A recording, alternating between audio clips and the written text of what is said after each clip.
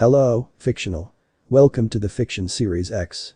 Today we are gonna see, what if Issei was the rise of Red Dragon Emperor and got Harem. If you end up liking this video, please consider subscribe, so without further ado, let's get into the video.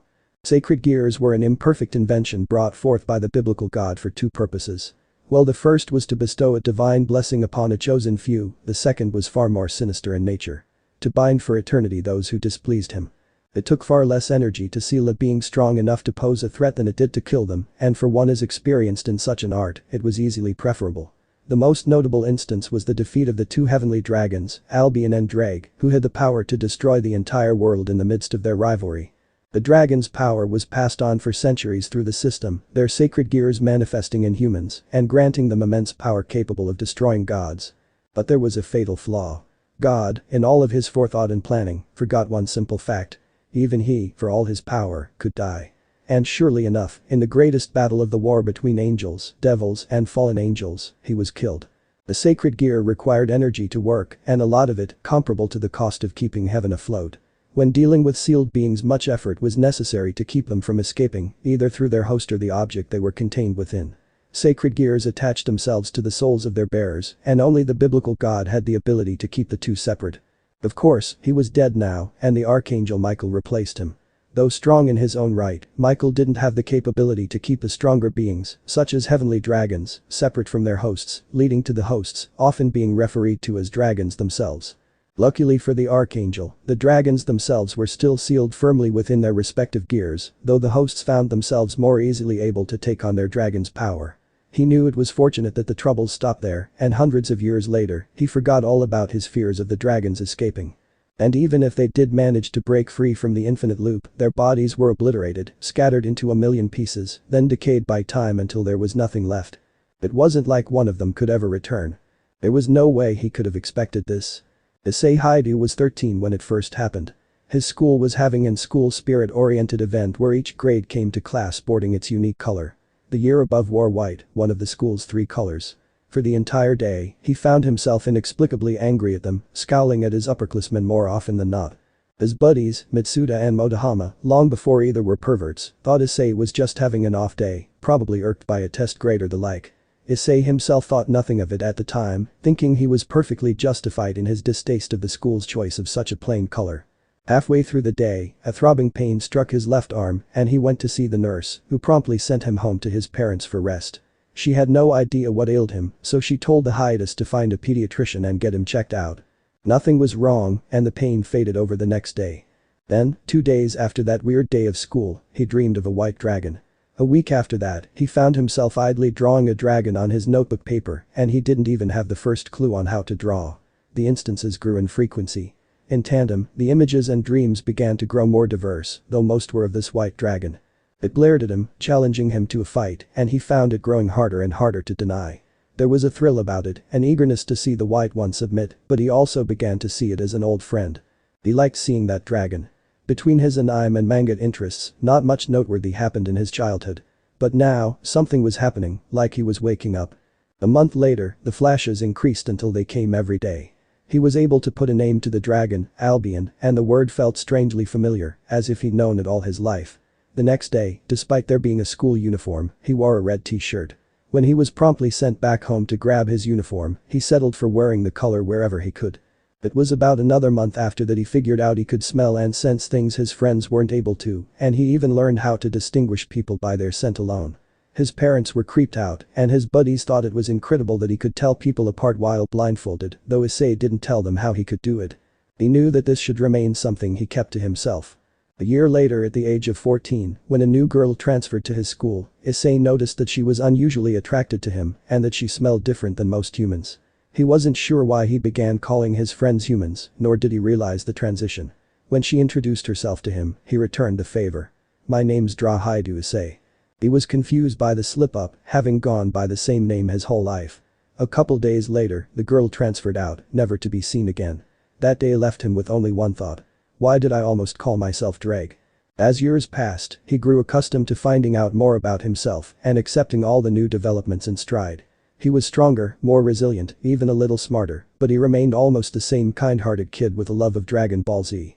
Though he was definitely considered more attractive by girls, much to the newfound envy of Mitsuda and Motohama, he wasn't quite sure with how to deal with their affections. He told his parents about the changes, though, since they were family and would help him with anything. At first, they thought he was crazy, and they even tried to take him to doctors to see what was wrong. Eventually, they figured out that he was, somehow, telling them the truth. He felt for certain that he had lived another life, one that he wasn't able to remember. It was when he was 17 that everything changed. For almost 2 years now he'd gone to Kuo Academy, a reputable school that had an amazing ratio of girls to guys, a fact not lost on the fortunate teenage boys attending. Issei, though he admired women, still wasn't sure how to deal with them. Human females are strange, he always told himself, as if he knew that there were females that weren't human, a knowledge he'd come to accept. That was just one of the many strange thoughts that naturally passed through his head, the most noticeable of which was the name Ddraig. It felt like his name, perhaps it once was, but he hated that the one word and some flashes were all he could remember. "Do you ever feel like life should have something more?" he asked aloud. His two buddies from middle school, Mitsuda and Motohama, were laying on a grassy hillside with him. School had just ended, but clubs were in full swing, meaning that Issei's two lecherous friends got to peek on girls. "All the time, brother," Mitsuda exclaimed. "Like a harem filled with the girls from the kendo club." The former athlete, now known as the perverted Baldy, was an interesting character, considering that he gave up sports to pursue less than honest desires.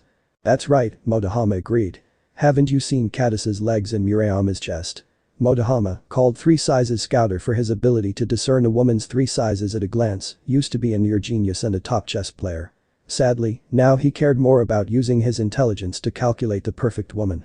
Issei nearly rolled his eyes at his friends. During school hours, this was all they ever thought about. "I was talking about how boring school is." Sort of the truth, though anything involving Issei was a lot more complicated than that. "Boring?" Mitsuda seemed offended. "Boy, we've got all these hot girls out today." He saw that Issei was still a little distant. "Come on bro, lighten up a little." "Yeah Issei," Motohama added, "you should go get a girlfriend. That could help you." A girlfriend, as in someone he could open up to. That didn't sound too bad. While their advice was predictable in nature, perhaps they were still right. I guess so. But how? I don't have any idea what to do." Mitsuda scoffed. "They all love you. It should be a piece of cake to find one you like too. I suppose." He was watching some students in the distance before he spotted the elegant red hair of one of the school's 2 great sisters, called so for their good grades and impeccable looks. Rias Gremory, she was one of those funny-smelling people, and Issei doubted that he could call her human. They claimed she was a foreign exchange student from Northern Europe, though he wasn't sure he believed that. There was just something about her that warned him to be cautious, and this instinct often translated to nervousness at times. Rias shot a glance his way, and he could spot the deep blue eyes despite the huge distance, and Issei stared dumbly. She chuckled into her hand and turned back to her friend, Okeno Himejima, the other of the 2 great sisters, and said something. Feeling strangely self-conscious, he blushed a little and stood up, deciding it was time to head home. "Leaving already, Issei?" Motohama said. Normally, he'd stay for another half an hour, enough to bail his friends out of whatever trouble they'd gotten into, then he'd be gone. Issei shrugged. "Yup." With that, he began the long trek home. He spent most of it looking at the sky, feeling some inexplicable longing to fly through it. From the small tidbits of memories he did have, he knew that flying under one's own power was one of the best things in the world. The trip home always turned into a journey when he stopped and watched clouds, often losing track of time. His parents didn't care much about how long it took him to get back, not as long as he made it for dinner every now and then. Today, he was out until the sun had started to set, having pulled out a notebook and unconsciously doodled a western dragon in it. When he tried he couldn't draw if his life depended on it, yet when he let his mind wander to those flashes of memory, he always could draw either this dragon or its counterpart. While one invoked his pride, the other made him scowl. With a shrug, he put the notebook away and continued his walk, coming up to the bridge he always crossed to get home. "Something smells off," it was like that transfer student from many years back. His sharp sight could spot a figure on the other side, a girl whose school uniform had a golden P on it. She had black hair and violet eyes, reminding him of Okeno in a way. In a few seconds, she was close enough to approach him, clearly nervous about something. "Ayano. Are you Haidu Issei-san from Kuo Academy?" "Yeah." Well, that was strange. He'd never seen that uniform before, and unknown people walking up to him like this definitely sparked caution. "I've seen you around, and I think you're pretty cute." "Cute, really?" "Well, I can't deny that I'm attractive." He wasn't always so prideful, not that he realized his confidence had increased over the many years. "I think you're not so bad yourself." Her face reddened and she gazed away from him. My name's Amano Yuma. Will you go out with me? She seemed so shy. Wait, what was that? Will you be my boyfriend? She almost shouted, an enormous blush on her cheeks. The girl asking me? She wasn't the first to pose that question, but she was the first to seem so sincere about it. Never before had he really needed or wanted a human girlfriend, though after his talk with his friends earlier today, he wasn't sure he could deny Yuma. Then again, she was also one of those bird-smelling humans, and he was tired of not knowing how or why they were different. I don't see why not. That was what quite literally marked the beginning of his end. The next few days were much better for Issei. Once Yuma had given him his contact information, he brought her to Kuo Academy and gave her a tour of the place, obviously taking the time to gloat to Mitsuda and Motohama. Those pervs really needed to figure out that the opposite gender was repulsed by their antics, and their chances of getting a date would quadruple if they stopped screaming out everyone's panty colors. That was part of the fun of gloating, and the other was his inflated sense of pride. Either way, he spent much of the week getting to know Yuma. While he never did figure out what exactly was off about her scent and mannerisms, he did notice that she was bashful and polite. Issei had also noticed that a first-year, Kaneko Toju, had been following him around recently. He wasn't sure why yet, but he knew he'd find out eventually. There was something up with that club she was in, the Occult Research Club, and it involved some of the most prominent members of the school. Now, though, school seemed like such a silly thing to have on his mind. He just had his first date, and it was with a charming Yuma. His friends were totally right, she put a smile on his lips without much effort. They had eaten dinner, gone bowling, and even visited an arcade for a half hour, all on Issei's suggestion. He thought it went well. The sky was growing darker, the sunset casting shadows over the park. They walked through it, hands intertwined.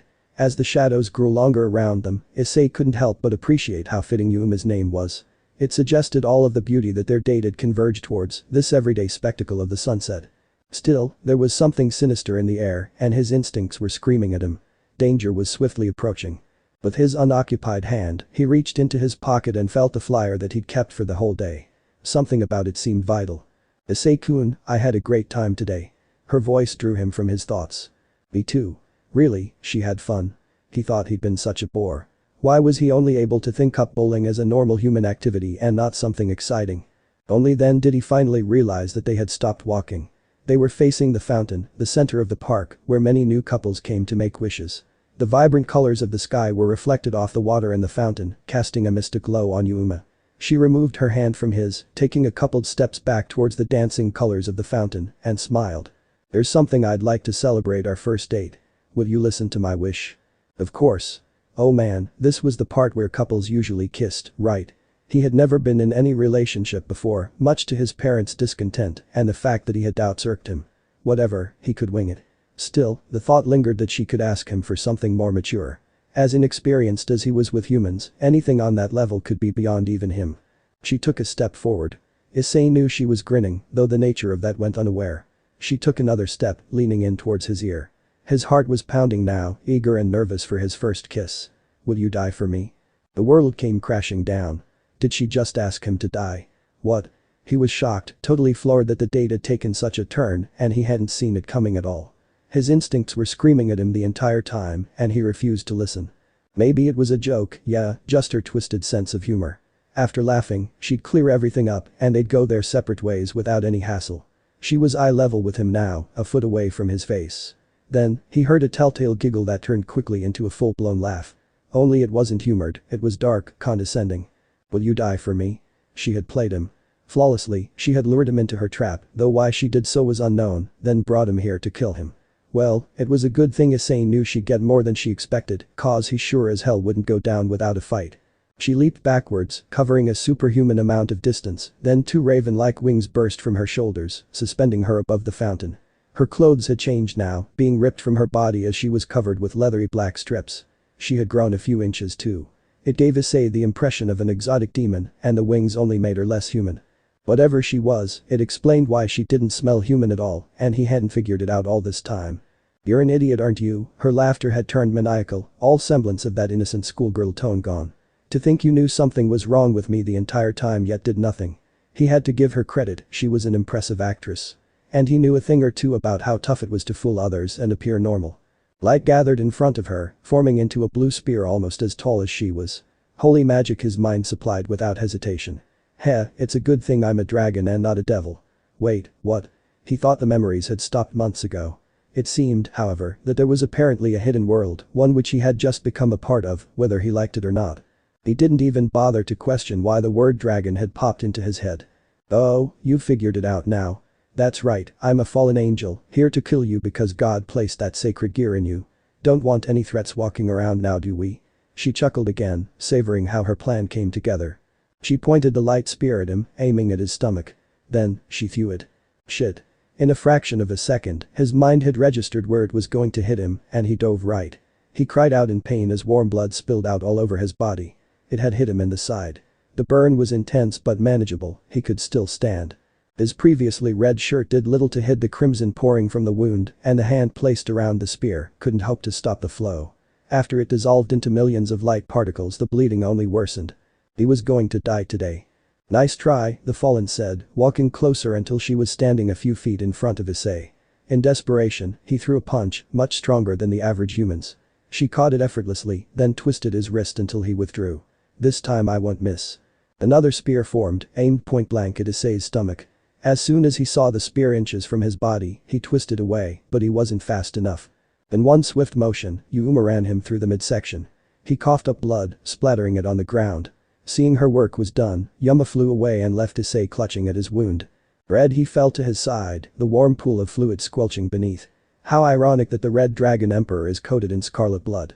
An attempt at a chuckle only made him cough up more blood. I was almost free now, it looks like I might die. He had lived so long, conquered so many obstacles, and yet here he would die, as a young teen whose whole life was ahead of him. Ddraig, that was my name. The memories came back to him. He was a heavenly dragon, the Red Dragon Emperor. Now, he would be nothing, his life taken by a lowly foot soldier of the fallen ones, before he could break free from the sacred gear. He never got the chance he so badly wanted for the first time. He was not in control of his fate, and it hurt. Neither Issei nor Ddraig could stand to lay down and die. Please someone, he desperately tried to reach a hand out as his eyes closed. Save me. All of his energy, magical and otherwise, searched for a last-ditch effort. I can't die yet. You're the one who summoned me. He heard something. A voice. If that is your wish, then so be it. From now, you will live for me. Everything is perfect, Issei thought as he awoke with a yawn. 5 minutes before his alarm too, that was the best feeling. The sun was shining through his window, the birds were chirping, and he felt far better than ever before. Man, this is the life. He sighed happily, placing his hands behind his head as he breathed in the crisp morning air, the telltale sense of spring wafting into his room through the open door. No worries, no problems. No stupid white dragon to bicker with, and no sacred gear to be sealed within. The headache that those tantalizing memories had caused for the past few years was no longer. Nothing was hidden from him anymore, and the relief was indescribable. Now, he had no reason to be all angsty, none at all. He didn't care what his place was in the world, just that it was his.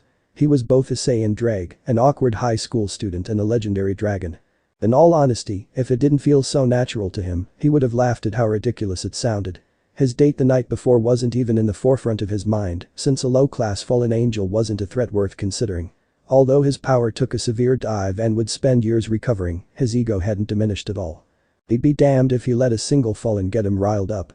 As he lay there in complete content, glad he was who he was, he figured that school wasn't too essential at this point either. He was a dragon, after all, so he was completely aware that he knew everything he had to in order to thrive in the supernatural world.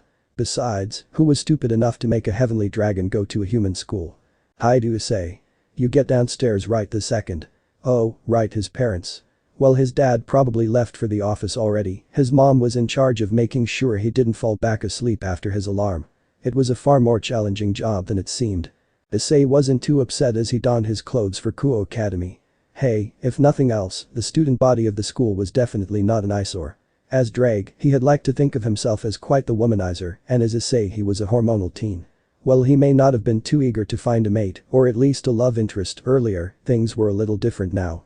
He didn't have all that pesky mental confusion to cloud his head. What's got you so happy? His mom was used to his grumpy mornings back when he didn't enjoy school. He shrugged. Kuo can't be too bad today. It's better than staying locked in a room for eternity. As strange as the comment was, his parents were used to it by now. Came with his odd situation. As he walked by his mother, she rolled her eyes. I won't ask. When she spied her son's face, however, her weary sarcasm changed to fresh interest. Since when were your eyes green? They are. Well, all things considered, that was a rather minor change. I guess they've always been green. Though he had brown eyes as Issei, he was more familiar with his appearance as Ddraig since he was in that form for thousands more years. It still was weird that any part of his appearance had changed. Of course they have, his mom relented, not even caring at this point. Once she thought that her son was back to normal, he'd find a way to unpleasantly surprise her again. Have fun at school, Issei-kun. The Dragonish team grinned. I will. He met up with Mitsuda and Motohama before school. Shockingly, they were outside, watching the crowds of students and picking out all the girls that tickled their fancy. Fortunately for Issei, the locker rooms wouldn't be in use until lunch, so the peeping prospects were low enough that the two would hold a civil conversation. As Issei approached the two of them, he noticed that a certain Redeed was watching him from across school grounds. Rias Gremory, what would a devil of her status be doing in a human school? As far back as he could recall, her family was far too noble and important to send their children to a human school. Well, whatever, devils were a strange bunch. Ah, Issei, Motohama greeted. Have you finally accepted your natural urges? It was a dumb question, and the glasses-wearing geek knew it. Wholeheartedly, Issei replied with a wide grin, getting his buddies' hopes up. Just not the ones that force me to peep on girls. Mitsuda nearly cried. Come on man. That ain't cool. Women aren't objects to leer at. You gotta talk with them to find what you're looking for. He wouldn't want a weak mate. Not weak in power but in character. Their eyes were wide with thoughts of blasphemy. I don't mean find ugly chicks, geez. Look, just trust me here. Trust you? The perverted badly exclaimed. You've never even had a girlfriend. Strange, he supposed it was only fitting that Yuma altered their minds. Whatever, I've totally had one. Not in 1,000 years, Motohama declared. You don't have enough respect for the female body. Here, I'll prove it you bastards. He pulled out his phone and checked the contacts. No way, she erased her contact information too. There was no need to be so thorough, all he wanted to do was prove his hopeless friends wrong. Damn, I lost her number. Their relieved sighs were short-lived. Oh snap. Mitsuda exclaimed, pointing off in the distance. Motohama adjusted his glasses. Oh snap indeed, my friend. That's Rias Gremory, the exotic foreign exchange student from Northern Europe. A foreign beauty if I've ever seen one. Issei shrugged. She's got quite a rack. Understatement of the century, his glasses-wearing buddy said. There's a reason they call her One-sama, and it isn't just her grades. It helped that she was a devil, they always got all the attention. Poor dragons like him were always avoided and praised for their strength, but they never had the same reverence as strong devils. Man, and now that he was starting all over, he had to be cautious about Rias. Screw that. I think she's looking at me. Ha, you? Mitsuda laughed. Issei stuck his tongue out. Like your baldness is attractive. Boy was he glad to have friends this time around, ignoring the fact that they were complete pervs.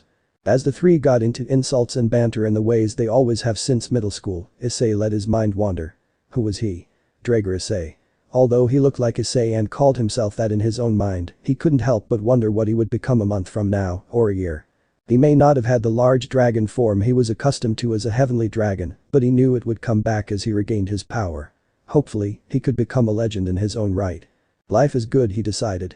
Only later that day did he regret that. Rias had taken far too much of an interest in him. Whenever the wind blew towards him, he would catch her faint scent, registering that she was sometimes following him. And he had a sinking suspicion why. At first, he attributed the odd sensations racking his energy signature as the assimilation of his dragon self, an action that had no precedent for him to compare to. It was later that he began noticing irregularities. An inclination to stay up late, near perfect night vision, not even dragons had that, and slightly better hearing. From now on, you will live for me. Those words, the more he focused on that night with Yuma, the more he remembered a voice saying something about a wish. He was dead, or dying at least, and now he wasn't. Something happened. People didn't just come back from the dead, and his life force hadn't recovered enough to give him a heavenly dragon's regenerative and resilient properties. As he returned to the park he had taken his date to on Sunday, nostalgia overwhelmed him. He wasn't mad at her and was instead more focused on how he changed. Yuma, what have you done? She had no idea what she had started. Not even Issei himself was sure what the future held. Ah, how this night was so similar to the one he was killed on. A shiver vibrated through his body. Someone's there. From the shadows, a silhouetted man stepped onto the paved path. It wasn't difficult with his newfound ability to spot the fedora and trench coat he wore. There were also the two feathered wings. This is a rare occasion. How unfortunate to meet someone like you in a place like this. Unfortunate for you, that is. Man, this guy sounded insanely beepy. As a dragon, he was all too eager to show this fallen that he should never be underestimated, no matter how weakened. Issei grinned. After all these years, he finally got the chance to stretch his legs. It was time to see if he had regained any of his former strength. I couldn't be happier to give one of you bird guys a beatdown.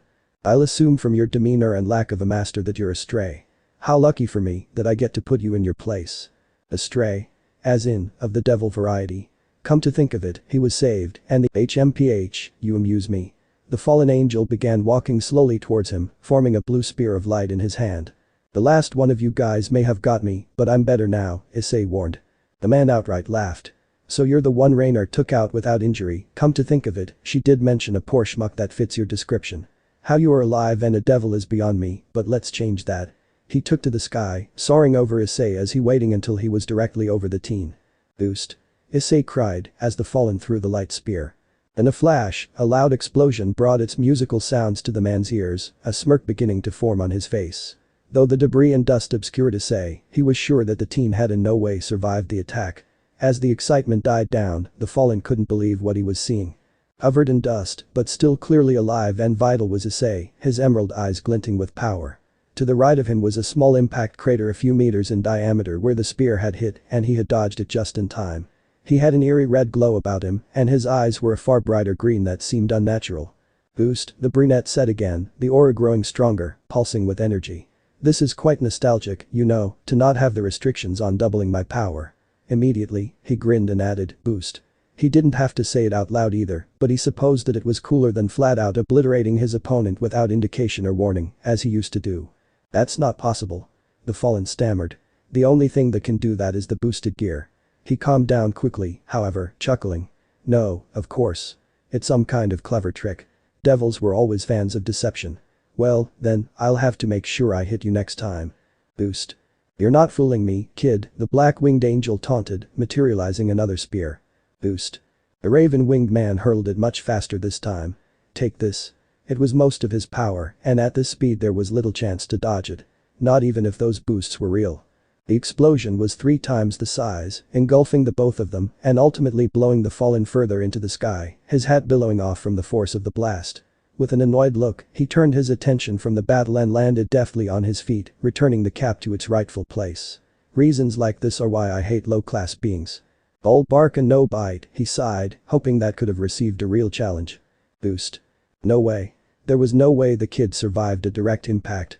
Emerging from the rubble, a slightly battered Issei was dusting off his cool uniform.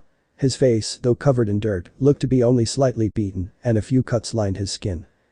You got me all dirty, he moaned, knowing his parents would be mortified. They already think I'm weird enough, you know. How did you, a new devil who couldn't even scratch Raynare, should never be able to resist any form of light at all. Even close proximity to his light spear should have been enough to cause major damage. Boost, he casually inserted, feeling that red aura flare up again. This time, though, the fallen was sweating under the pressure of the magic. What is this? I deflected it. It hurt like hell, and my hands burned, so don't act like it was nothing. Come to think of it, the boy's left hand was a darkening blue and hung limply at his side. So, it appeared that a devil's fatal weakness to light was nowhere near as fatal as he previously thought. But that only applied to mid-class and above. There was no way that he'd become mid-class in a day. Boost. Damn. The man tried another spear, chucking it wantonly at his opponent, barely even aiming. But the swat of his injured hand, Issei directed it to a tree, shattering it into splinters. Still, he winced in pain. This new vulnerability to light was going to be such a chore. Boost, boost, boost. The fallen couldn't let him stand there and do whatever that was, since he still doubted it doubled power, so he threw another spear. This one had nowhere near the power of the last two and was easily dodged. Boost. Issei's aura was truly terrifying now, and the fallen was almost brought to his knees with the sheer oppressive quality of it. He threw another spear. Harmlessly deflected. Boost. Something was happening. Issei's eyes were thin slits, like those of a predator. His skin was flaking slightly in some places, resembling scales. It was hopeless. The fallen bit back a pained cry as he backed up, eyes wide. Desperately, he threw another spear that landed at Issei's feet. The brunette stepped over it. Boost.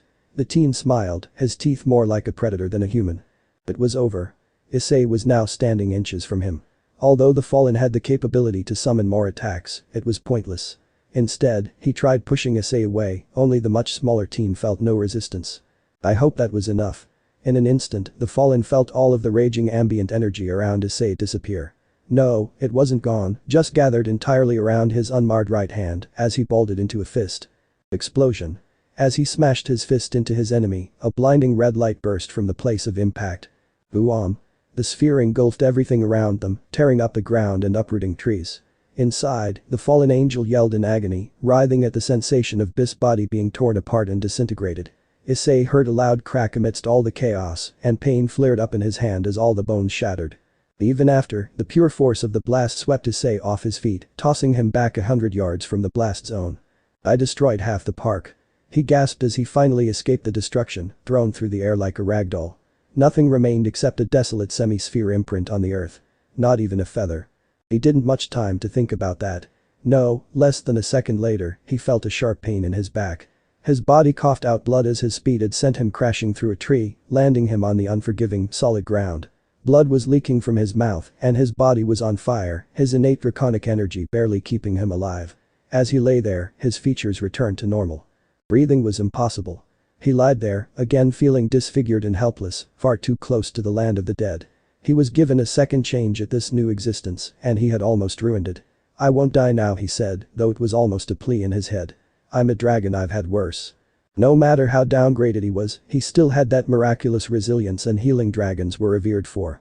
It was okay, he just needed to rest first. Everything was going to be fine. A smile worked its way onto his face as his eyes closed. Just as Issei's eyes closed, a red magic circle bearing a familiar crest appeared on the outskirts of the immense crater. The figures, all female, materialized from the crimson glow. Rias Gremory was shocked. She had felt a fallen angel's signature here, coupled by something she couldn't identify, but neither of those observations prepared her for this. She was called the Princess of Destruction, but this was something else. What happened here? She wondered on the behalf of everyone there. She wasn't worried, nor was she unnerved by the sight, just baffled by such a complete and seemingly pointless display of power. Her servant with long, luscious black hair chuckled. "This is very interesting." The smallest girl, Kaneko, who was comically flat in the chest compared to the other two, pointed into the woods, where a tree had snapped in half. "Issei-senpai is over there." "Issei?" Rias hummed. "I have to make sure he's okay. He is my responsibility now, after all." Without waiting a second, she dashed off, blood-red hair flowing behind her. "Oh, so he's yours, Her black-haired best friend, Akeno, replied, catching up. "If he's the one that caused this scene, you might have a rival on your hands." She giggled, placing her hand on her cheek as she smiled, tauntingly, at her master. Rias huffed. "Please. He is my servant, so he belongs to me." Issei definitely wasn't sore on the eyes, and the prospect of Issei's involvement excited her just as much as Akeno.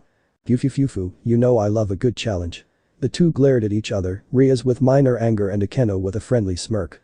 "There." The petite white-haired devil interrupted them, redirecting them towards a beaten body on the ground, wearing what seemed to be the shredded remnants of Kuo Academy's uniform. His messy brown hair was a sure signal that it was Issei. Rias had no need to place her ear to his chest, easily able to detect the teen's strong and rhythmic heartbeat with enhanced hearing. "He's alive, I was worried." "Oh my, he doesn't look to be in good shape at all," Akeno frowned. Iridit agreed. "He's alive somehow, but his body has taken a beating, almost too much to heal on his own. I suspect he was caught in the destruction of the park." "We won't learn what happened until he wakes up," Kaneko pointed out. Rias smiled. "No, you're right. I'll take care of this then and heal our newest servant." She picked up Issei's body without much effort and disappeared into a magic circle. Issei didn't want to wake up, not in the middle of this dream. Why? Because he was accomplishing the two things he always wanted to do with his life, finding a suitable mate and beating the tar out of his rival. It was beautiful, watching the prideful, pompous white dragon getting thrown around like nobody's business. And the bed was like he was floating on clouds. If dragons could experience heaven, this was probably what it would be like. Ah, if only life was this perfect. When he woke up, it was more like coming down from a high than being reintroduced to reality. He was sore and tired, and he felt wrong. Screw this, he decided quickly, trying to grab a handful of pillow to shove back into his face. What he did grab was far more squishy and fleshy than a pillow should ever be. It wasn't bad, though, and the room smelled nice, soothing. Kind of like strawberries. Mind-addled by sleep, he closed his eyes again, pulling the pillow-like things closer. He heard a very sexual moan. Wait, what? He bolted into seated position, completely awake, throwing the covers off him. Ah. He recovered himself immediately in embarrassment. He was in the nude. Why? His parents lived here, and he wasn't in dragon form at the moment, so it wasn't socially acceptable. Wait, how the hell did I even get naked in the first place? He scoured the room for any sign of what happened, then his eyes settled on a rather pleasant sight next to him. Rias Gremory. Naked. And he had groped her rather well-formed tits. Please don't let this be the pervs rubbing off on me. He wasn't awake when he grabbed them, he didn't know. Good morning, Ice. She was awake. And way too happy. Ah. I swear, I didn't do anything. I've got a strict code on not mating with random strangers. He was startled enough to replace sex with mate, and he never mixed dragon lingo with human speech ever in his life. Wait, nothing happened, right? Rias was totally far too amused by this. No, nothing happened. Though, I must say that you look very enticing. She eyes his lean figure with very obvious muscles hungrily. And you plenty equipped where it counts. I wouldn't mind mating with you, as you put it. Issei was blushing now. Between horny teen and slightly less horny dragon, he was not in any sort of shape to be completely compassed. Hormones hit hard, and they were ruthless. Finding a mate was totally not supposed to be on his list for today. Not until he at least got used to his strength and identity, at least. His instincts were out of whack too. So the compassed and serious Issei-sen I always saw at school isn't the same anymore. Rias teased. No.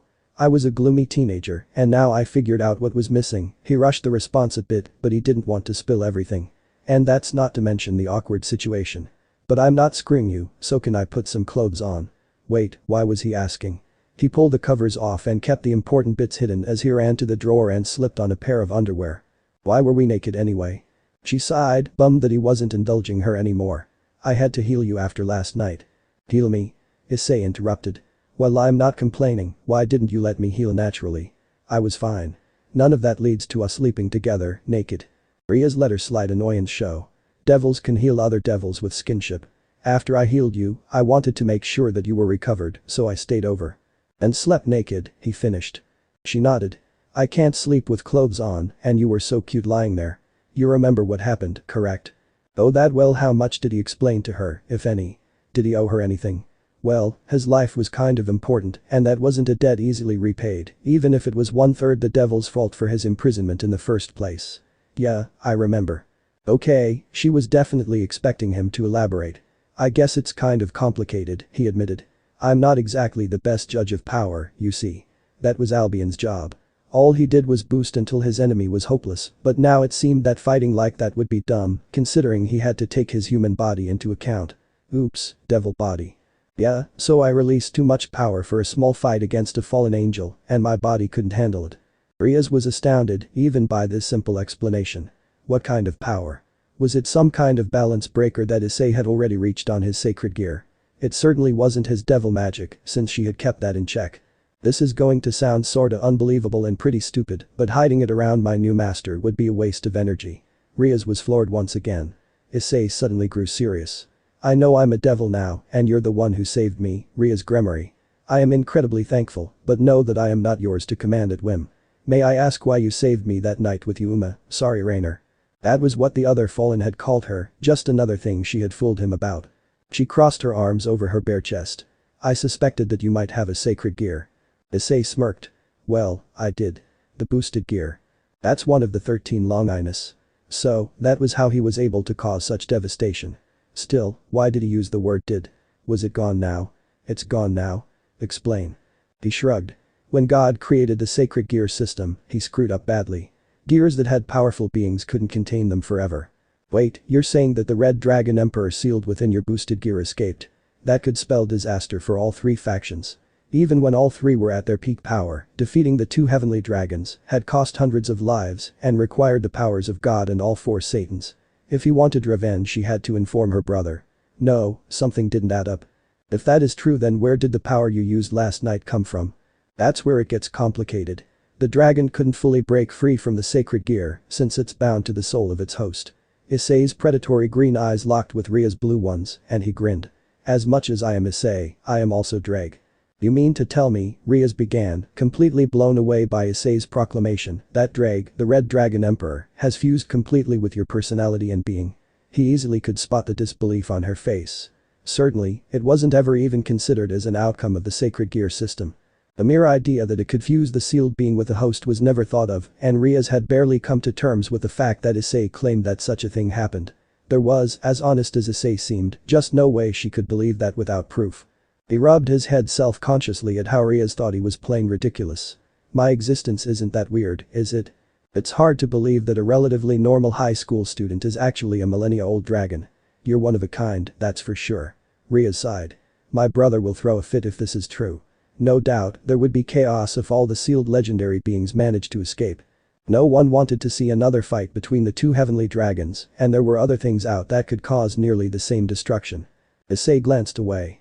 I'd rather you not tell anyone else. I know hiding this from you would have been dumb, but why couldn't he just say it? He hung his head in shame and let out a long breath. I'm really weak right now.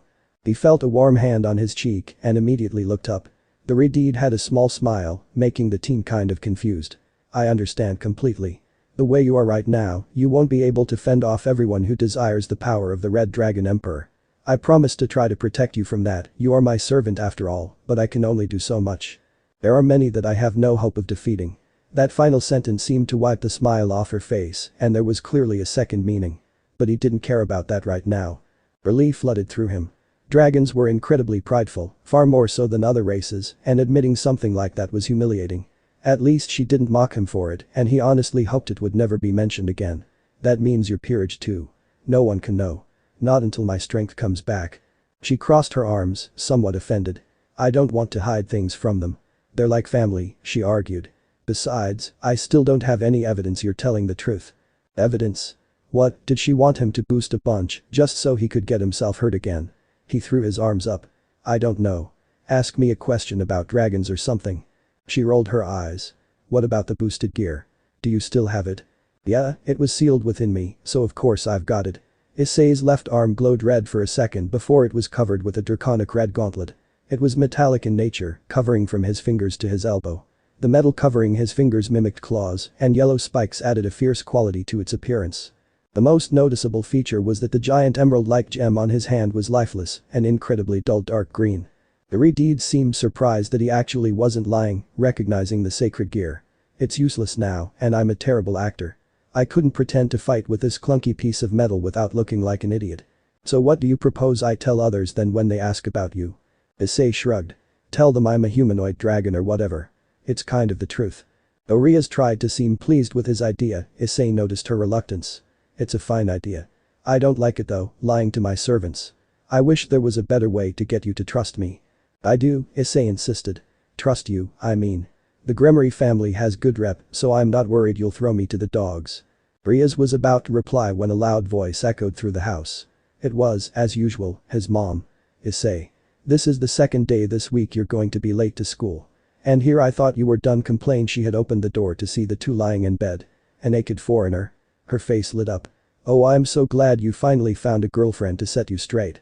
We thought you were hopeless. Were those really tears running down her face? Geez, thanks Aka-chan, Issei grumbled. Rias smiled. Your son is very kind, Aka-sama. Wasn't it too soon for Rias to call her that? Did you guys his mother tried to say, abashed, have sex? What? No. Issei denied vehemently. She's not my mate. I've known her for like 20 minutes. That'd only make her smirk. Right then, he knew that she was never going to let this go. I have to go tell Otu-san. She scrambled out of the room, but the moment Issei breathed a sigh of relief, she returned. He almost jumped when he heard her voice again.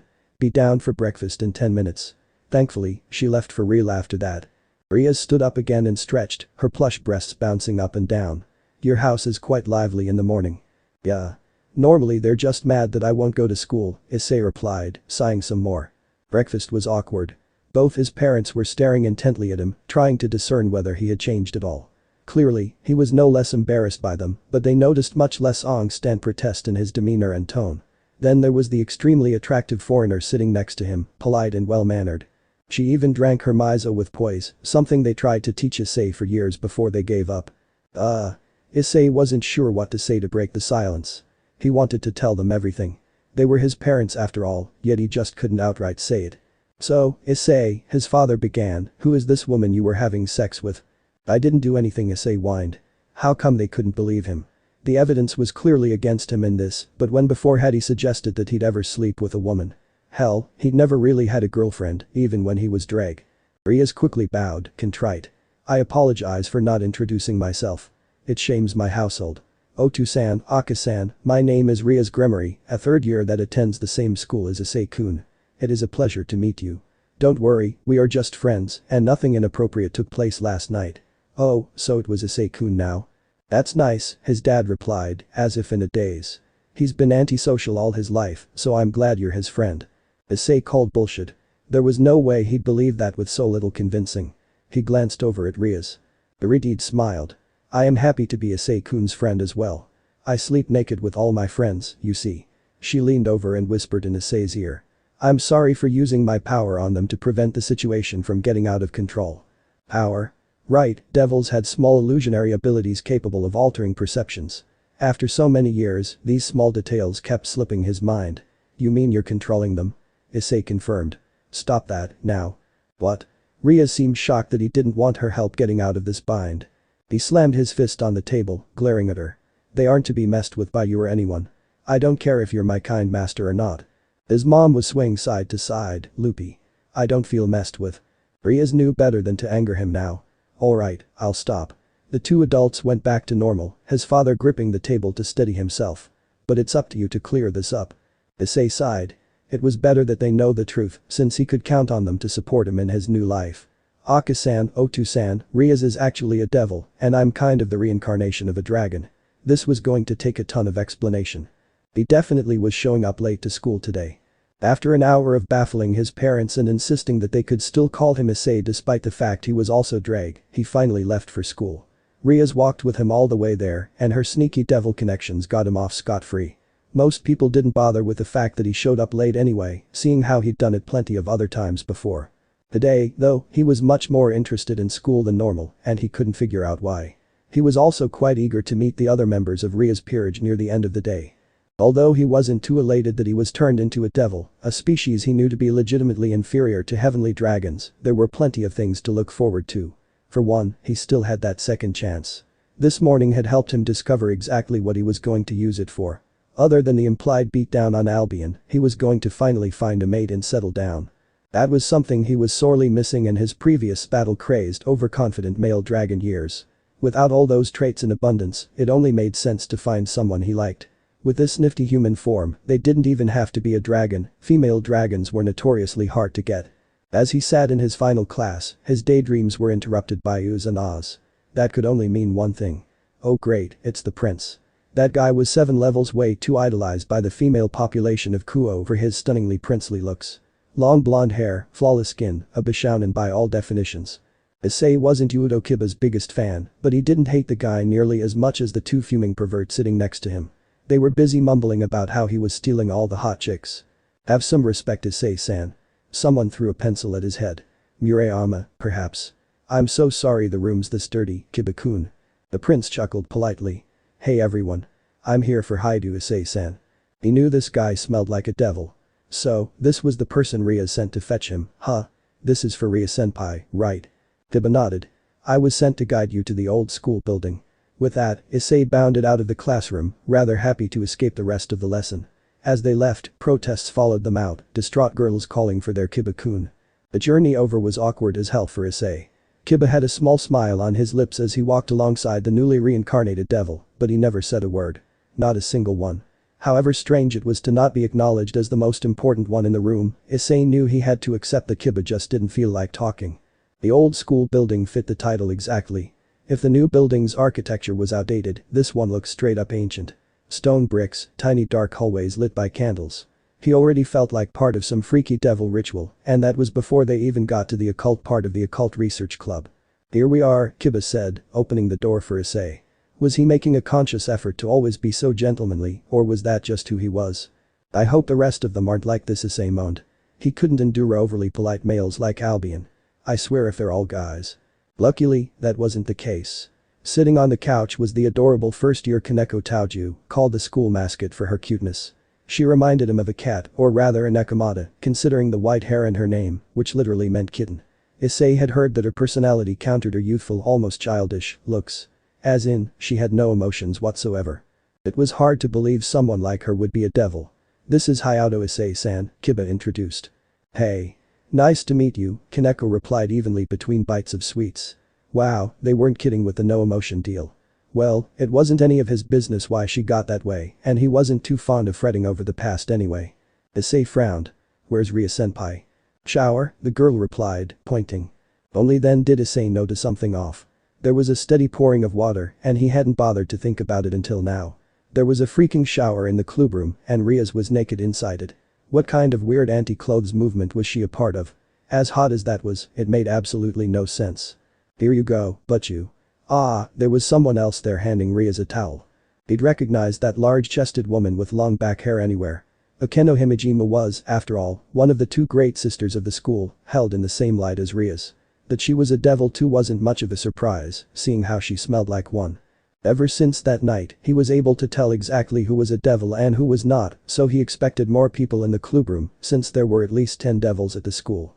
Perhaps they were out doing devil things. Thanks, Akeno. Was she a reincarnated fallen angel? He could smell the signature bird-like quality, however faint it was. A polite guy, emotionless cat chick, a fallen angel, and a heavenly dragon. This was definitely a unique peerage, and that probably wasn't all the people in it. Akeno chuckled, nice to see you again Issei-kun, I'm Himejima Akeno. She walked up to him, leaning towards his ear. Between you and me, that scene at the park was very impressive. She giggled a little, a creepy look on her face. She's a total sadist. Issei exclaimed inwardly. Oh man, he never really had a problem with sadists as they were unusual with dragons. But here he was, way out of his element and blushing up a storm while trying not to look terrified. He took a calming breath and rubbed his head, embarrassed. I guess I went a little overboard, huh? Akeno, there's no need to tease him. Rias had stepped out of the shower, her hair still wet.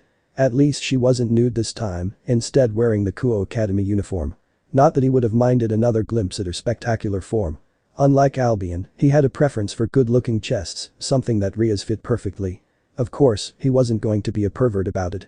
Akeno pouted, stepping away. Oh, but that ruins the fun. I'm sorry for keeping you waiting. I know it's terribly rude, but I didn't get a chance to wash after leaving your place. As weird as it is, I'm cool with it. What teen in their right mind wouldn't appreciate naked women in their clubroom? Especially a beauty like her. Rias took a seat on the couch across from Kaneko. Issei suddenly felt awkward, still standing next to Kiba. So, where's the rest of the peerage, Ria-senpai? Rest? She replied with a glare, irked. He never meant to offend her with that aside from a bishop who is currently elsewhere, this is my peerage. That was strange. Normally, there was only one high-class devil in a given area in a human world. If there were others, and he knew there were, then they had to be either free devils or servants of another high class. But aren't there other devils at the school? You're able to detect devils? Kiba asked curiously. Yeah, Issei nodded, you guys smell kind of like sour bats. Okay, describing smells with human words was basically impossible. Things just were, and there was no way to explain how. I'm not sure what to think about that, Kiba made, an amused smile on his face. Kaneko seemed about to reply as well, but she settled for staying quiet and eating her sweets.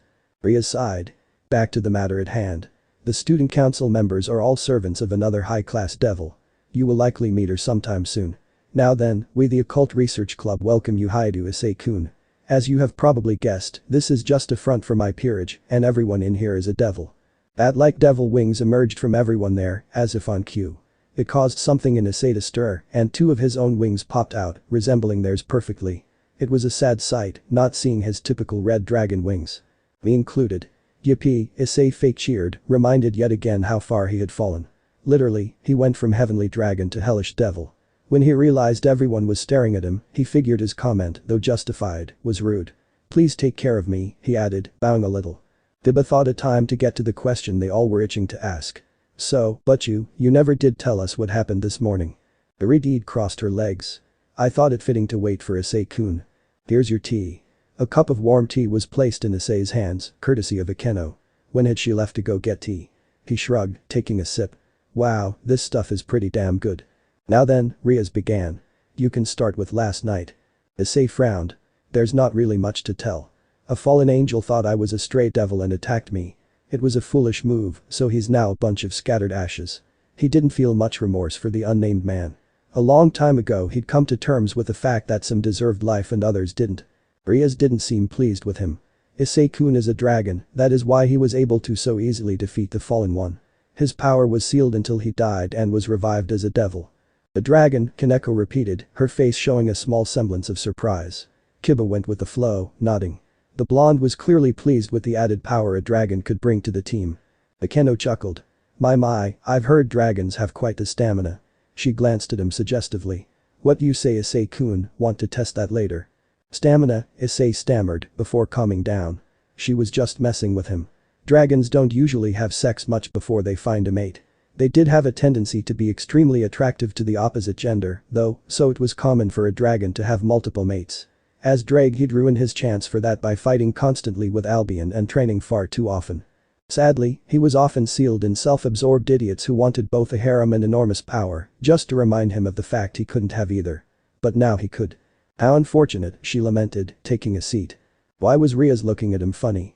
Why don't you take a seat too, Issei-kun? Oh, right, that would only make sense. He found the chairs were quite comfortable.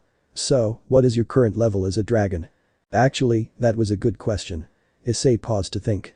Technically, he could boost all the way back to his former power, he'd just die immediately. I don't know. But I'm not a crappy, weak servant, so don't even think of calling me low class. That made Rias laugh for some reason. All reincarnated devils start out as low class. Promotions have more to do with tradition than power.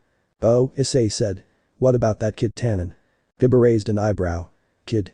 Tannen, as a former Dragon King, is a special case, the club president justified. Damn you, Great Red. Issei cursed, comical tears in his eyes. This is so humiliating.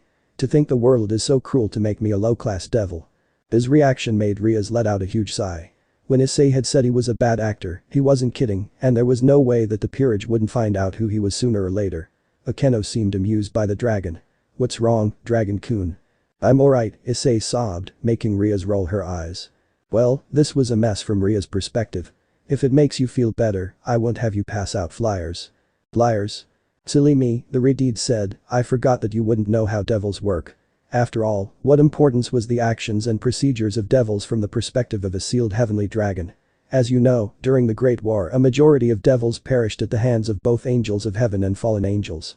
Because our numbers were so low, the concept of evil pieces was invented to allow devils to reincarnate others. After being reincarnated, the servant retains most of their qualities from whatever species they were and had demonic power added on. Issei let out a relieved breath. He was proud of his heritage and would rather be considered both a devil and dragon over simply a devil. Devils have a relatively low birth rate, so creating peerages helps give us an edge over fallen angels. Is that really why you revived me?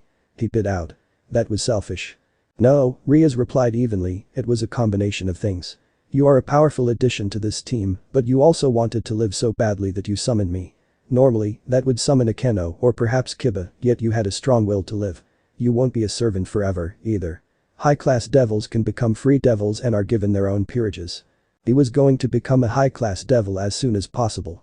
Then, he could be completely free like he was before and have the devil's protection in case anyone decided that a heavenly dragon on the loose was too dangerous to allow. Wow, that actually sounded pretty nice. He let a pleased Still, he had one question. How exactly do I rank up? All you have to do is complete tasks and make contracts with humans to increase your demonic energy. Technically, all he had to do was get stronger. He grinned madly, striking a pose. Yeah bitches. I'm gonna get back to normal in no time. Take that, you dumbass white dragon. You're insane, Kaneko deadpanned, making him face fault. How heartless, Kaneko-chan. Issei rubbed his hair, his face flushing red. He didn't mean to jump up and shout that, and he was kind of surprised that Albion still held this much importance. Didn't he already defeat the vanishing dragon simply by getting out of the sacred gear? Well, it's embarrassing to admit, but I've had this long-time rivalry since I was young. He always thought his own power the better of the two. It was far more masculine to double your energy than to take away from others like a sneaky bastard. I'm well aware, Rias replied. No one else understood the situation. It would practically be impossible for anyone to guess that Issei was the Welsh dragon, seeing how everyone still thought he was sealed away. Now then, Issei-kun, would you like to get your first contact? Hell yeah.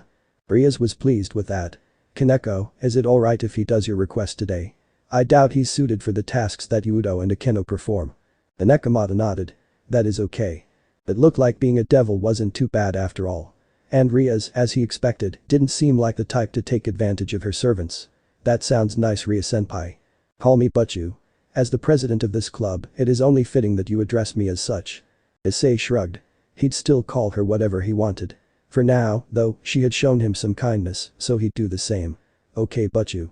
That magic circle in the center is for transport, right? Yep, Rias affirmed. Just stand in the center and you will be teleported to the client's home. Oh, first things first. She stood up and went to a cabinet, reaching inside and pulling out some strange devices. These will help you determine the price of what the client wants.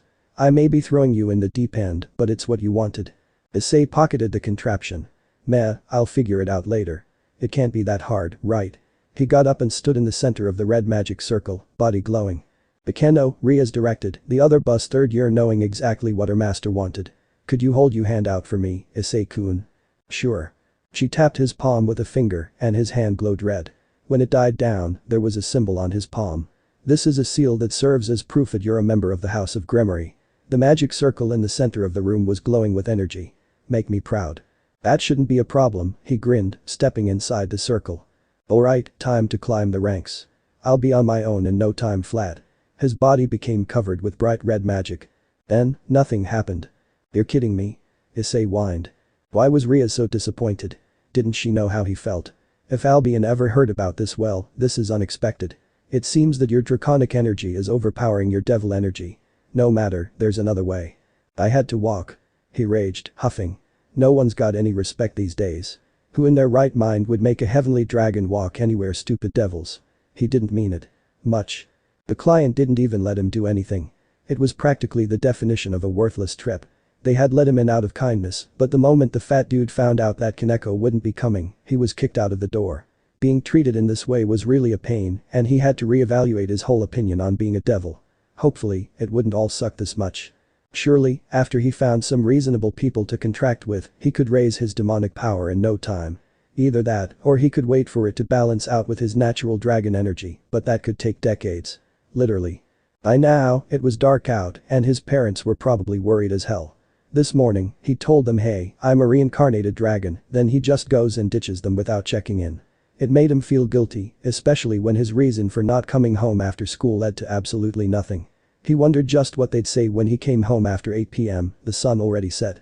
No doubt, they'd have thought that someone found him and decided to take his power while he was weak. Stupidly, he warned them about something like that happening when he told them to keep it a secret. Thankfully, they believed him, so there wasn't a high chance of someone finding out. Why couldn't I have gotten my memories back in peace, huh? He wondered, annoyed. At least, on the plus side, his master was nice and probably wouldn't restrict his free will too much. Well, to be honest, caging a dragon would be really stupid, and Rias was anything but stupid. It'd just get colder. He looked around, his eyes scanning the darkness for anything out of the ordinary. No. Wait, I know this feeling. There was a voice behind him. Hello, Ddraig. It's been a while. Office. Office. Issei exclaimed in surprise, turning around to see the young petite girl dressed in gothic Lolita clothes. Her long black hair and grey eyes gave the perfect indication of her personality, which Issei knew to be plain. What the hell are you doing here? Curious. She tilted her head at him, trying to figure out something that was bothering her. I felt your energy signature, she answered simply, pausing after I. It was different. Because you have a new look. He rubbed the back of his head. Yeah, about that. They may have been on friendly terms, but he wasn't going to start spilling his guts to her. I'm not the only one, it seems. Last time we met, you were an old dude. I gotta say, as creepy as it is, this suits you better. One expected old men to be wise and easily amused, if somewhat cranky, but Office had completely shattered that stereotype. It was strange for him, talking to a quiet, straightforward man who was in actuality many times stronger than Ddraig was at his peak. Of course, he had always told her that she should create a dragon form for herself, since it was only fitting of the one known as the infinite dragon god. You were out of the sacred gear. It wasn't in any way a question. She had known that fully well from the start. Issei knew he wasn't interesting enough for her to want to visit all of his hosts in order to talk to him. He was also entirely aware that she didn't converse solely for pleasure. In fact, he really had no idea if she felt pleasure in the typical sense. I suppose I am. With a sigh, he took a breath. Better rip the bandage off now and get this over with. You want me to help fight Great Red? She made no signs of surprise that he knew that. Instead, she gave him a creepy almost smile. All I desire is silence. She glanced past him, as if looking through reality. For that, I will return to the dimensional gap. Trust me, if there's anything I get, it's that sometimes you just want to be left alone. Seriously, he had lived for eternity, host after host stealing his power from the sacred gear. Before then, he was constantly bothered by dragons challenging him and beings like God deciding he was a threat. Then there was Albion. Geez, he didn't even know where to start about the vanishing dragon. But I can't help you. I'm just some kid going to high school. Did she seem amused? No, it was clearly a trick of the light. You are a devil now, Ddraig. How interesting. I want you to join my faction. Oh hell no. She had some crazy scheme going, didn't she? Look, I spent years getting out of that thing, and now I get stuck as a devil. I just want this crazy stuff to be over with so I can settle down and find a mate, so no, I'm not joining your faction. A mate is what you want. I can supply that. It took no less than 2 seconds before Issei began eating his words. Office removed her jacket then began pulling down her skirt. He felt his face heating up. Was she stripping in this little girl form? He couldn't form words as she reached down and raised her shirt over her head. She was left in a white bra and panties. For a young girl, she has rather decent breasts, he thought idly, smacking himself in his head. He couldn't believe this was happening, gaping at the scene that was unfolding right in front of his eyes. It didn't stop there, however. As she tugged at her bra, Issei's senses came back. Ah. Office-chan, it's fine. Really. You don't need to strip right now. He wasn't entirely certain why she was so eager to have sex, but it was likely for her own goals in some twisted manner. Perhaps she thought it would get into her faction, or maybe she wanted to raise a kid to defeat Great Red. He would never understand how her mind worked. She frowned. Am I an unworthy mate? No, nothing like that, Issei sighed, before grinning. She always was so naive. Conversations like this really brought him back. This isn't something people do in public, you know. And, I was going to focus on getting back to my former strength before considering this. Oh. She sounded almost disappointed. If I gave you power, would you then? Issei chuckled. It's not all about that. The work I put in to get back to how I was, that's what matters. I've learned a couple things over the last few centuries, and one is that borrowed strength never ends well. He thought for a moment. I'm not just Ddraig anymore, Office-chan. I'm Issei, I'm a devil servant, and I've got a few things to figure out first before doing anything this crazy. That is acceptable. I shall give you time. You do not wish to join the Cows Brigade. Cows Brigade. That was a fairly unusual name for a faction of offices. Last time she called it Kilbaka Red, but that one was kind of a flop. Not unless you've got anything to convince me. I'd rather not go joining other factions when I've got a devil I'm supposed to be a servant of. He wouldn't do that to Rias. An asshole of a king maybe, but probably not someone as kind and hot as Rias. A rival. What did this have to do with that bastard? Albion. How's he a reason I should help you get rid of Great Red? Office smiled, scaring the pants off of Issei. His host has joined. Issei leaned closer. And who is this host? I'm gonna meet him, and glowed in the white one's face. Their name is Vali. He smirked eagerly.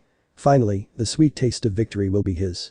All he needed was some time to get his body in better condition. Get him to meet me here in a week and we'll talk about the Cows Brigade.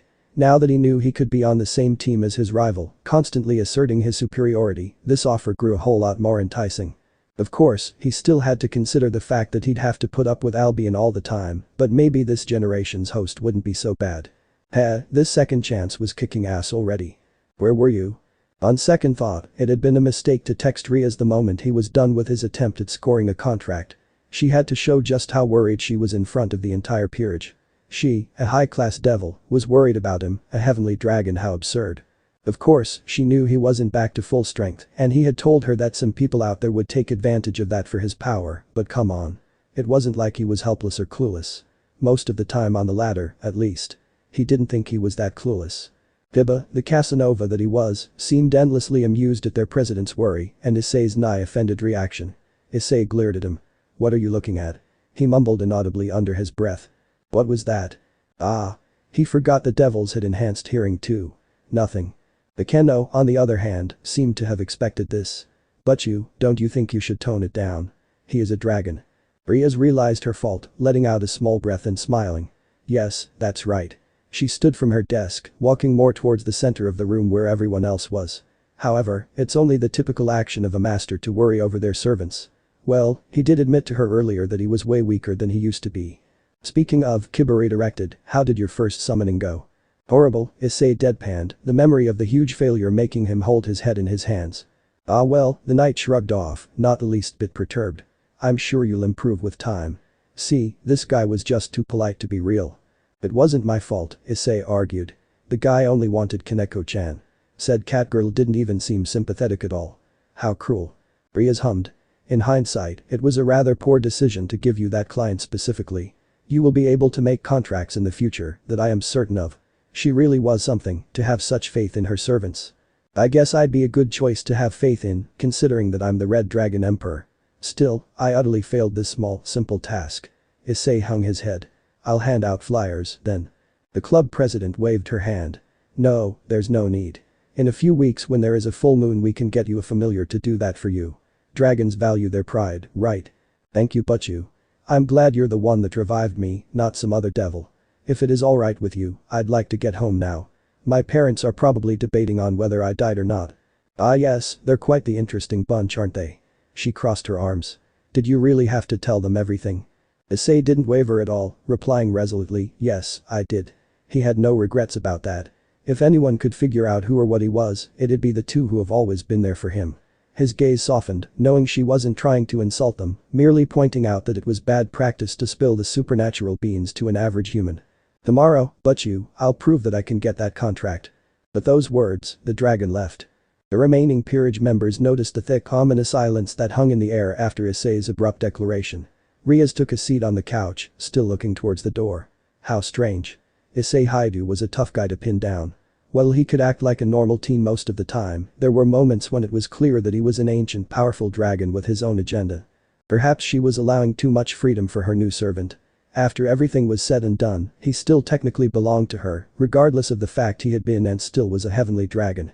No, she muttered out loud, breaking the silence and drawing the attention of her peerage. Dragons are free-spirited, and I can only expect Issei to be the same. Talking to yourself, Butchu. Akeno chuckled. Rias smiled. I suppose I am.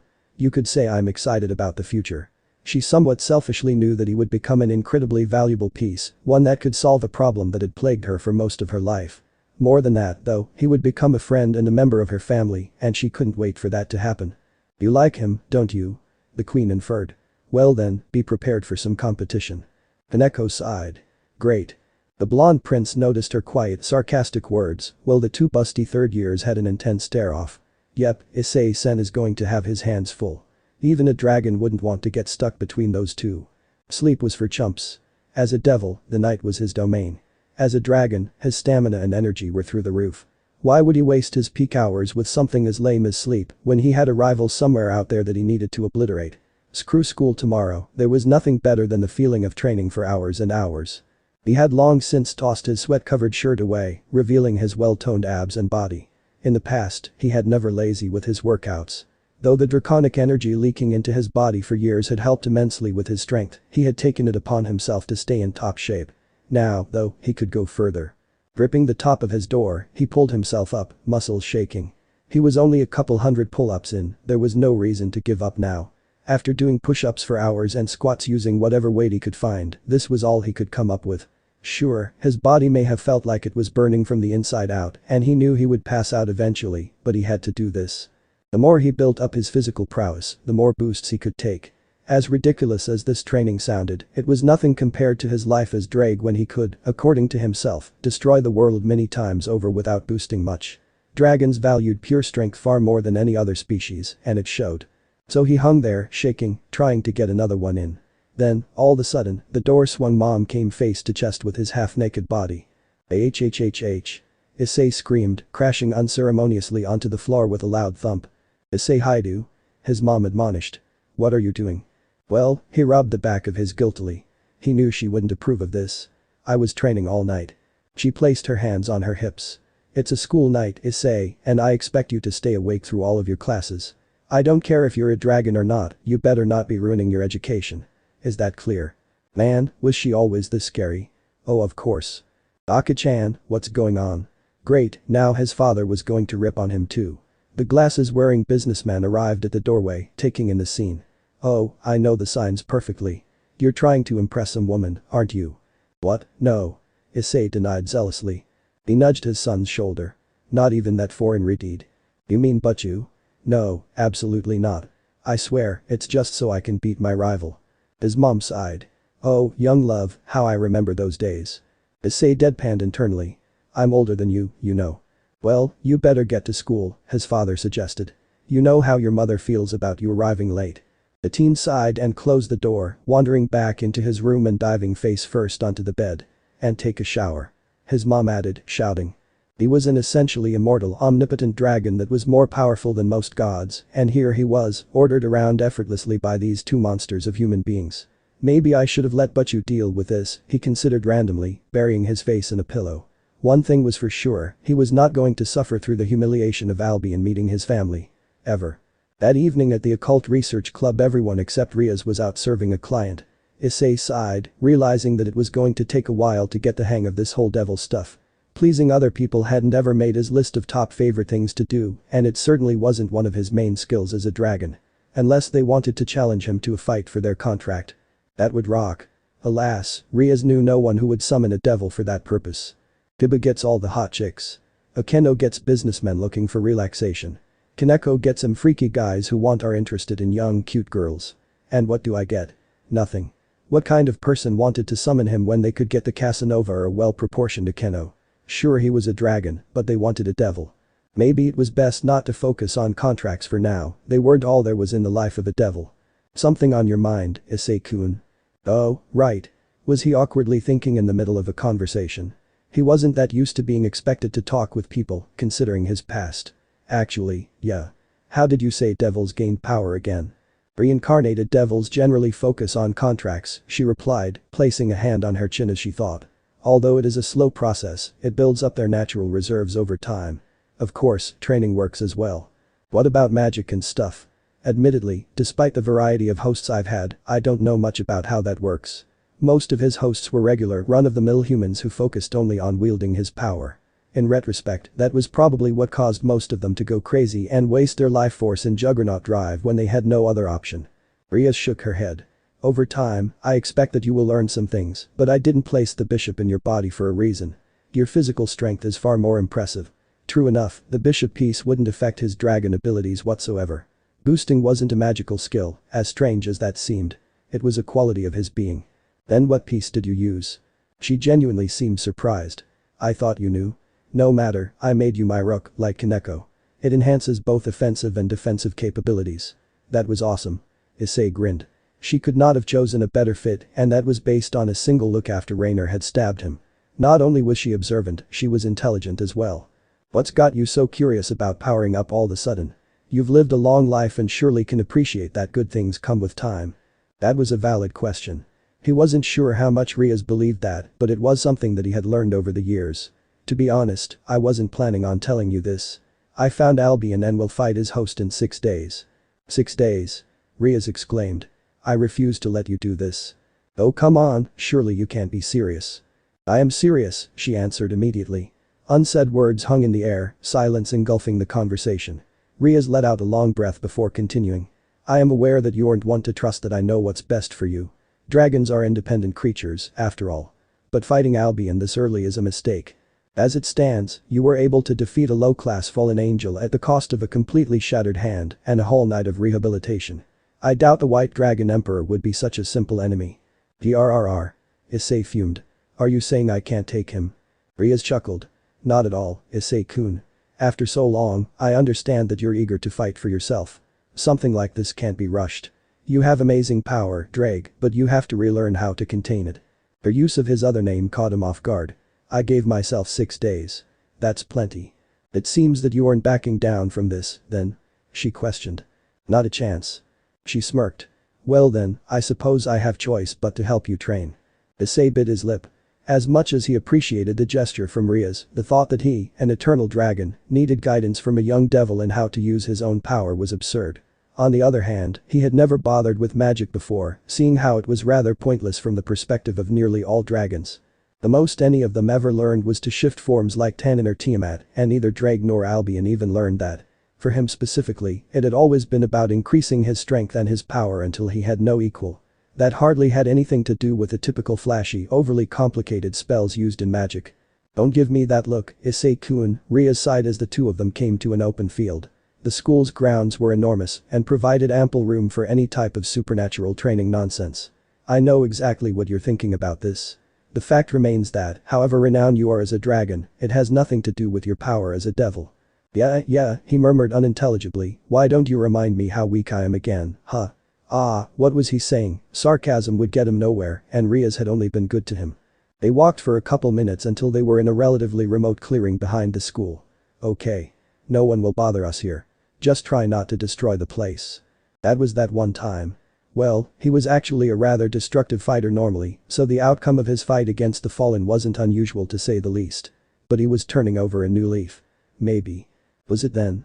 So the tales I had about the immense devastation wrought by the heavenly dragons were false. She did not just say that. Boy, that's not fair at all, Issei protested half-heartedly. Then, he grinned proudly at the memory.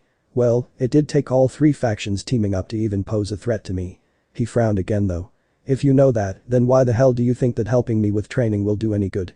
No one taught him how to become one of the strongest beings to ever exist. He trained his body an insane amount to reach that position. It may not. The point is that you're my servant, and I am obligated to help my servants with their problems. Yours is that you have no conception of devil magic or how it may be a clear benefit to learn it, instead of relying solely on a power that shattered your hand and nearly destroyed your body. There's more to magic than just transport circles, she added with a sigh. Even so, Issei replied slowly, thinking this through. On one hand, she was obviously more knowledgeable about being a devil, but on the other, she would never comprehend the true threshold of a heavenly dragon. At present, his body provided a harsh restriction to his boosting, but if he were to train possibly to the point of regaining his dragon form, there would be no contest. That said, it could take years, even with the help of his draconic essence and aura. Mastering one type of magic would probably take as long as increasing my power normally. Rias smirked. Devils don't use the same magic as you're familiar with. Humans use formulas and complex calculations to bring about a certain effect, but devils we use willpower. Whatever you desire, it is in your power to make it reality, with some practice of course. What? He gasped, looking at his hands. If he could do that. Would it be possible to regain my dragon form then? The king seemed amused. Nothing so drastic. Besides, that would require a dragon's aura to work. You could learn an illusion to make it appear as if. No, Issei interrupted. Illusions are the product of those without the courage to fight on equal grounds. Rias hardly expected something along those lines. Perhaps. That is quite a profound thing to say. I fail to understand how you can be both an awkward teenager and an esteemed dragon at the same time. After realizing she went off on a tangent, she nearly berated herself. Nonetheless, the possibilities are endless. First, you must learn how to gather your demonic energy in the first place. She was already moving on regardless of his opinion. Dang, that was some serious confidence that he could use this. I guess if she's so insistent about it, the least I can do is see whether I'm any good at devil magic. As long as I upstage that prissy jerk, that's fine by me. That made her grin. Let's get started then. I'm such a failure, Issei sighed as he walked home. It was well past sunset, and he had already called his parents to say he was doing devil stuff and they shouldn't worried. After practicing for over 5 hours, I still suck at devil magic. Probably should have just stuck with my dragon abilities since I worked so hard to get them to this level. Those 5 hours could have been spent bulking up, training his body so that he could take more power increases, but instead he tried in vain to learn devil magic. Though, he was making progress, it wasn't anywhere near what he'd need in order to beat a Longinus class sacred gear user. He wasn't naive enough to think that he could learn and develop a new ability in solely a week, then use it to best his rival. Our magic is all about visualization, Issei-kun. What are your goals? What do you want to accomplish? Feel your energy powered by your desires and have it flow through your body to a single point.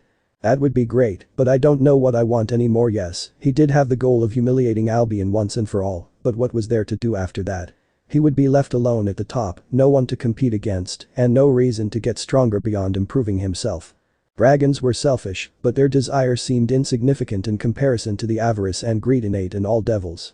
While the former species was known for the freedom of flying through the skies, devils spent their entire lives building harems, acquiring land, and controlling others, all for personal gain.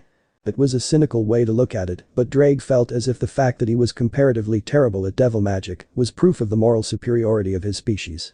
Seriously, if he acted like a selfish jerk like Albion, he could make his problems go away, but that was just dumb.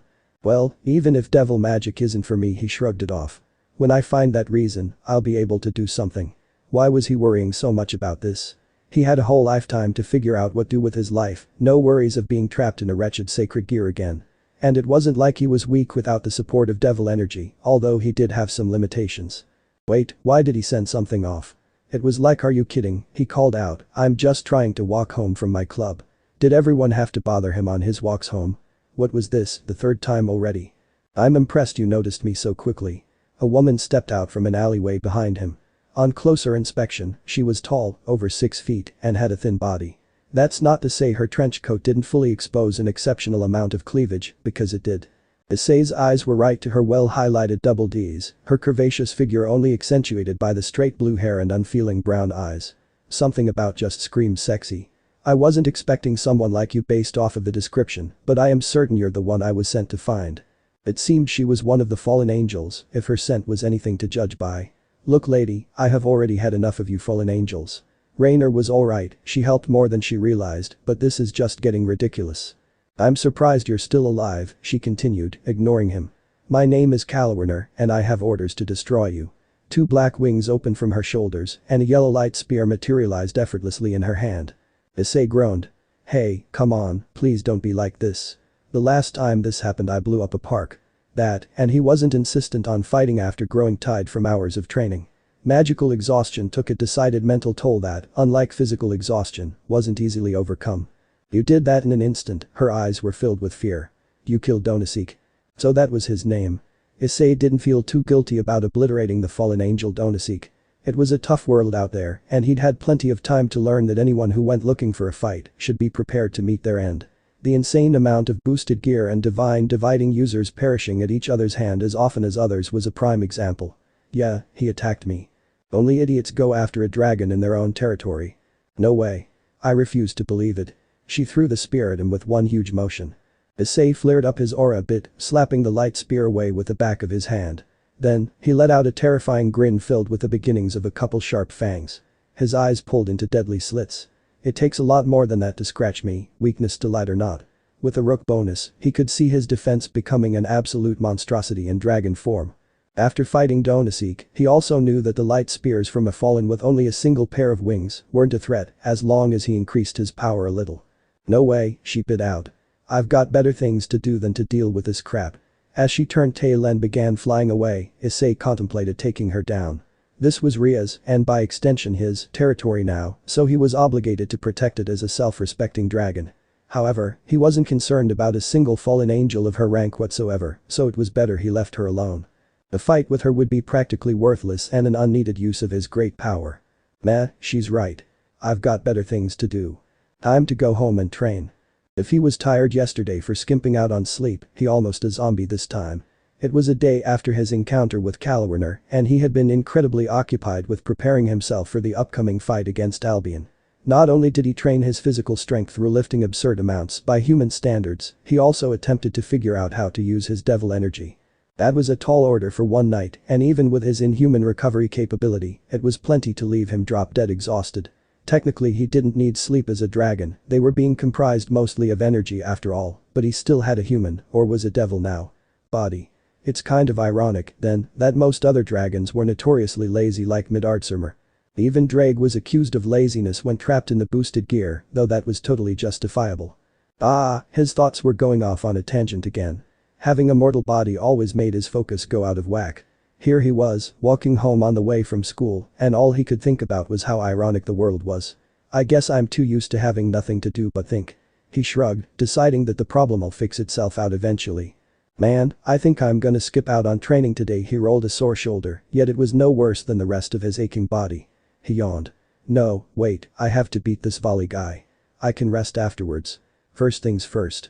He only had 5 more days to get ready for their fight, and he couldn't afford to miss one. Besides, he had an enormous amount of dragon energy from being a heavenly dragon, so his body wouldn't suffer any permanent damage from overtraining. Once he was strong enough, he'd be able to accept more of that energy and double or triple his healing factor. When he got his dragon body back, all of this was basically irrelevant anyway. 1 week. I could take the White One's host on right now. Issei's thoughts were interrupted by a sudden yelp of surprise coming from behind him. He turned around to see that a young girl wearing a white shawl with green trim and a dull blue nun outfit was sprawled on the ground. Her blonde hair practically glowed in the sunlight and flowed past the shawl to her waist. Based on the attire, he figured she must have been a sister at the local church. Are you alright there? He asked, extending a hand to help her up. I tripped again, she said, cutely frustrated with her clumsiness.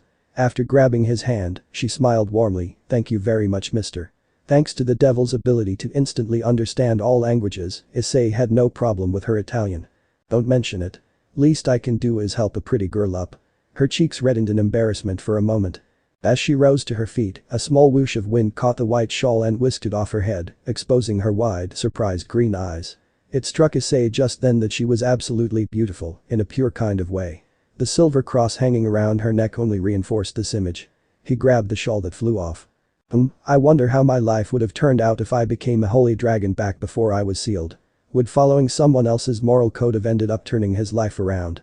In a way, it made him grin at how similar that is, ironically, to serving a devil. The church was just as bad as the other factions, even if the former did have a higher regard for life in general. Are you okay, mister? Oh, right. Yeah, don't mind me, he replied quickly, realizing how awkwardly distracted he must have looked. He handed her back her shawl. It's just that I haven't seen too many sisters around here recently. No doubt due to the fallen angels. She nodded. I was recently assigned to the church in this town. You must be a resident, then. She bowed her head quickly. It is a pleasure to meet you. She was incredibly polite and kind. Yep. Lived here all my life. With a breath of relief, she smiled. I, can't speak Japanese very well. I got lost and people couldn't understand me. I just can't find my way to the church. If it isn't too much trouble. Not at all. Issei assured her. I can help out. I was looking for an excuse to wander around anyway. Her entire visage brightened. That's great. Thank you so much, mister. Issei said, waving his hand as they started walking. You don't need to call me mister. My name's Haidu Issei. Was that really what he should call himself now? He was a heavenly dragon, no matter how weak, and surely he should embrace that more. He shook his head. Later, after my fight with this volley guy. Once he proved himself strong enough, he would reveal his true identity. Pleased to meet you, Issei-san. My name is Asia Argento. People like this were so rare he couldn't imagine what it would have been like if someone like Asia had received the boosted gear and used the power to help people. He wouldn't be the first dragon to admit that he was selfish, and it seemed almost all of his wielders in the past shared that quality. Well, until the case where he was sealed in himself. Wow, that was a strange thought. He knew exactly how weird this was from both ends. One where he couldn't talk to his host and the other where his life was changing and he couldn't figure out why. He chuckled a little. What is it, Issei-san? Asia asked curiously. He shook his head, amused with himself. Oh, nothing. It's just that I've had a really weird life, you know. He rubbed the back of his head. In truth, I'm not sure what I want anymore. All of a sudden, the rivalry seemed so much less important. He couldn't tell if that was because half of him was some normal high school student or if it was because all this time and the boosted gear had changed him. The competitive edge that drove both him and Albion to become heavenly dragons had been dulled and he had no idea what his life would be like without it. I guess everything's so different now. I'm sure you'll figure it out. The nun asserted compassionately. The two of them were disrupted by a loud crying. Issei turned his head to see a kid on the ground, holding an injured knee and wailing in pain. Asia turned her head at the sound and instantly rushed towards the boy's side. The big boy, like you shouldn't cry over a scrape, she encouraged gently, placing her hands over his knee. Don't worry, you're going to be fine.